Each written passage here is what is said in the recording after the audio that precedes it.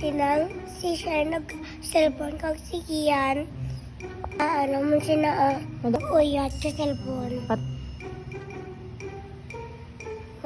Hindi ka mo cellphone. Kian, hindi ka mo ang cellphone. Adik. Kamu nga mga bata. Saan Kian, hindi ka mo mag-cellphone. Hindi ka mo mag-adik-adik. Hindi ka mo